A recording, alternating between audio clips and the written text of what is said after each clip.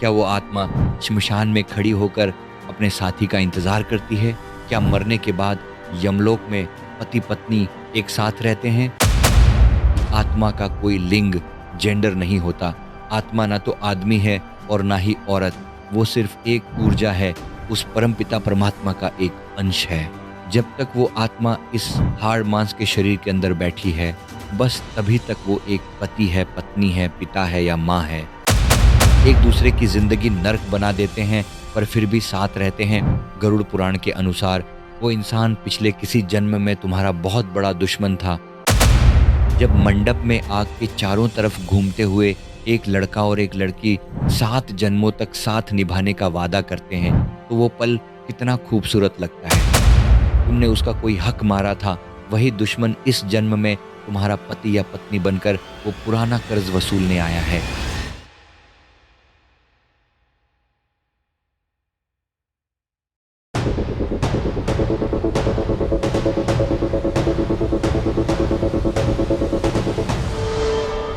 नमस्ते दोस्त। कभी तुमने सोचा है कि जब मंडप में आग के चारों तरफ घूमते हुए एक लड़का और एक लड़की 7 जन्मों तक साथ निभाने का वादा करते हैं, तो वो पल कितना खूबसूरत लगता है ना? उस वक्त तो ऐसा लगता है कि बस अब ये रिश्ता कभी नहीं टूटेगा, चाहे दुनिया इधर की उधर हो जाए, ये इंसान हर जन्म में मेरा ही रहेगा। हमारी फिल्मों ने, कहानियों ने और समाज ने हमारे दिमाग में ये बात इतनी गहराई तक बिठा दी है कि हम सच में ये मानने लगे हैं कि पति पत्नी का रिश्ता 7 जन्मों का होता है। लेकिन जरा रुक कर सोचो, जब उसी इंसान की चिता जल रही होती है, जब उस 7 जन्मों के साथी का शरीर राख में बदल रहा होता है, तब वो आत्मा कहाँ होती है? क्या वो आत्मा श्मशान में खड़ी होकर अपने साथी का इंतजार करती है? क्या मरने के बाद यमलोक में पति पत्नी एक साथ रहते हैं? अक्सर हम सोचते हैं कि सच्चा प्यार कभी नहीं मरता और आत्माएं हमेशा जुड़ी रहती हैं। लेकिन दोस्त, गरुड़ पुराण एक ऐसा साफ और कड़वा सच बताता है जिसे सुनने के बाद शायद तुम्हारे पैरों तले से जमीन खिसक जाए। यह सच इतना गहरा है कि इसे जानने के बाद तुम अपने ही जीवन साथी को एक बिल्कुल अलग नजरिए से देखने लगोगे। आज जो इंसान तुम्हारे साथ एक ही बिस्तर पर सो रहा है, असल में वो तुम्हारा है ही नहीं। तो फिर वो कौन है? वो तुम्हारी जिंदगी में क्यों आया है? और मौत के ठीक बाद उन पवित्र 7 वचनों का आखिर होता क्या है? आज मैं तुम्हारे सामने गरुड़ पुराण के पन्नों से वो रहस्य खोलने जा रहा हूँ जो हर शादीशुदा इंसान को, हर प्रेमी को जरूर जानना चाहिए। तो मेरी बात बहुत ध्यान से सुनना, क्योंकि आज तुम्हारे कई भ्रम हमेशा के लिए टूटने वाले हैं। गरुड़ पुराण बहुत साफ शब्दों में कहता है कि आत्मा का कोई लिंग, जेंडर नहीं होता। आत्मा ना तो आदमी है और ना ही औरत। वो सिर्फ एक ऊर्जा है, उस परमपिता परमात्मा का एक अंश है। जब तक वो आत्मा इस हाड़ मांस के शरीर के अंदर बैठी है, बस तभी तक वो एक पति है, पत्नी है, पिता है या माँ है। जरा सोचो, मौत के बाद क्या होता है? पत्नी की मांग का सिंदूर इसी धरती पर धुल जाता है, गले का मंगलसूत्र यहीं उतार दिया जाता है, शादी की वो अंगूठी जो बड़े प्यार से पहनाई गई थी, वो भी दुनिया की तिजोरी में रखी रह जाती है। जब आत्मा शरीर छोड़कर बाहर निकलती है, तो उसके साथ कोई सिंदूर, कोई मंगलसूत्र या शादी का कोई सर्टिफिकेट ऊपर नहीं जाता। गरुड़ पुराण में साफ लिखा है कि मौत के बाद आत्मा बिल्कुल अकेली होती है। नीचे धरती पर चिता के पास खड़े घर वाले छाती पीट पीट कर रो रहे होते हैं कि तुम्हारे बिना मेरा क्या होगा। लेकिन वो आत्मा जो अब एक सूक्ष्म शरीर में है, उन आंसुओं को देखती तो है, पर अब उसके अंदर वो मोह नहीं होता। शरीर से बाहर निकलते ही आत्मा की आंखों से माया का पर्दा गिर जाता है। उसे समझ आ जाता है कि मैं तो एक मुसाफिर हूँ, यह मेरा घर था ही नहीं। यह औरत या यह आदमी जिसके लिए मैंने अपनी पूरी जिंदगी लगा दी, वो तो बस इस एक जन्म के सफर में मेरे साथ ट्रेन की एक ही बोगी में बैठा हुआ एक सहयात्री सीओ पैसेंजर था। अब मेरा स्टेशन आ गया है और मुझे इस ट्रेन से अकेले ही उतरना पड़ेगा।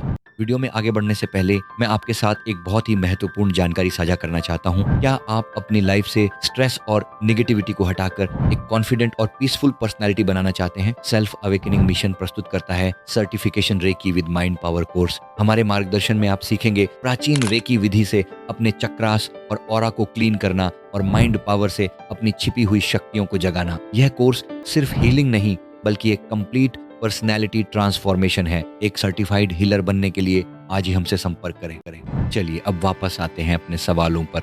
अगर आत्मा अकेली है, अगर मौत के बाद सब कुछ यहीं छूट जाना है, तो फिर दो लोग मिलते ही क्यों हैं? क्यों किसी अजनबी से अचानक इतना प्यार हो जाता है कि हम उसके साथ 7 फेरे ले लेते हैं? यहीं पर गरुड़ पुराण एक ऐसे विज्ञान के बारे में बताता है जिसे ऋणानुबंध कार्मिक डेट कहा जाता है। ऋणानुबंध यानी हमारे पिछले जन्मों के कर्मों का वो कर्ज जिसे चुकाए बिना कोई भी आत्मा इस धरती से मुक्त नहीं हो सकती। जिस इंसान से आप शादी करते हैं वो कोई इत्तेफाक या किस्मत की बात नहीं है, वो एक बहुत ही पक्का और कठोर हिसाब किताब है जो ऊपर वाले की अदालत में तय किया जाता है। शास्त्रों में बताया गया है कि पति पत्नी का रिश्ता मुख्य रूप से 4 तरह के कर्मों के आधार पर बनता है। पहला है शत्रु ऋणानुबंध। क्या तुमने कभी ऐसे पति पत्नी देखे हैं जो दिन रात कुत्ते बिल्ली की तरह लड़ते हैं, एक दूसरे की जिंदगी नर्क बना देते हैं पर फिर भी साथ रहते हैं? गरुड़ पुराण के अनुसार वो इंसान पिछले किसी जन्म में तुम्हारा बहुत बड़ा दुश्मन था, तुमने उसका कोई हक मारा था। वही दुश्मन इस जन्म में तुम्हारा पति या पत्नी बनकर वो पुराना कर्ज वसूलने आया है। दूसरा है ऋणी ऋणानुबंध।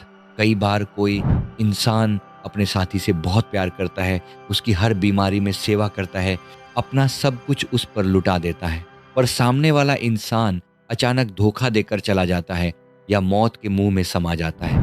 इसका मतलब है कि पिछले जन्म में तुमने उस इंसान का बहुत कुछ खाया था, उसका कोई कर्ज तुम पर बाकी था। जैसे ही तुमने उसकी सेवा करके वो पुराना कर्ज पूरा किया, वो इंसान तुम्हें छोड़कर चला गया।